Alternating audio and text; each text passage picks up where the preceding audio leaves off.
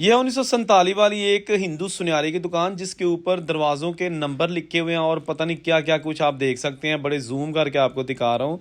ये जनाब दुकान आप गौर से देखिएगा, हिफाजत के लिए लकड़ी के दरवाज़ों के ऊपर लोहे की ये चादर चढ़ाई हुई है और उसके ऊपर नंबर भी लिखे हुए हैं।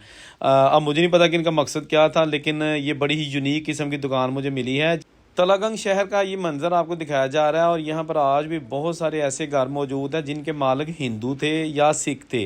और 1947 की पार्टीशन को ये घर, बड़ी बड़ी हवेलियाँ, दरवाजे, सारा कुछ वो छोड़कर हमेशा के लिए इंडिया चले गए। ये देखिएगा, कुंडे, दरवाजे, हर चीज़ अपनी असली हालत में मौजूद है।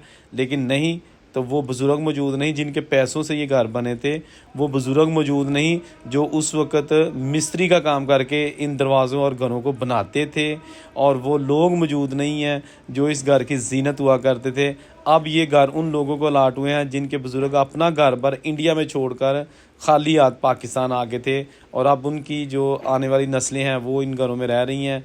आप देख सकते हैं, ये पूरा मोहल्ला ये हिंदुओं का मोहल्ला था और ये दो हिंदू भाइयों के साथ साथ घर मौजूद हैं।